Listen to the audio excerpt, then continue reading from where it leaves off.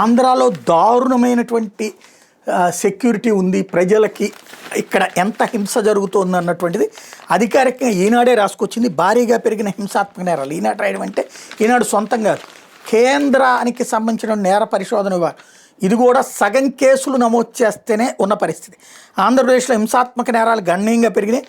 వాటిల్లో ప్రధానంగా తీవ్ర గాయాల పాలయ్యేలా దాడులు, గ్రేవియస్ హట్ చేసే ఘటనలు ఎక్కువైనాయి. హింసాత్మక నేరాలకు సంబంధించి 2022లో 7,104 అంటే జగన్ ప్రభుత్వం, 23లో 6,432 జగన్ ప్రభుత్వమే. అయితే 24లో అంటే బాబు ప్రభుత్వం వచ్చాక 27,443కి ఎగబాకింది. అంటే 4 ఏళ్ల క్రైమ్ ఒక్క ఏడాదిలో జరిగిపోయిందనమాట.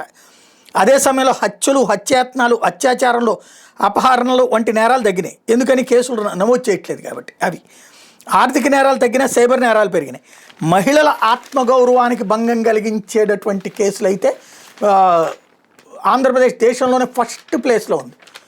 డైరెక్ట్గానే అమ్మల నక్కలు తిట్టేటటువంటి పరిస్థితి కదా.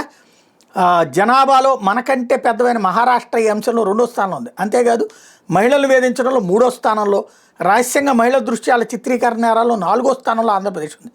భర్త బంధువుల క్రూరత్వం బారిన పడిన ఘటనలో మన రాష్ట్రానికి 6వ స్థానంగా ఉంది. మానవ అక్రమ రవాణాలో తెలంగాణ, మహారాష్ట్ర తర్వాత ఏపీ 3వ స్థానం ఉంది. ఓవరాల్గా మనం ల్యాండ్ ఆర్డర్లో అద్భుతంగా ఉన్నామని రోజు చెప్తుంటాం కదా, అసలు నిజాలు బయటకు వస్తున్నాయి. ఇదేది నమోదైన కేసులు ఒరిజినల్లో 50% మాత్రమే, ఇది గుర్తుపెట్టుకోవాలి.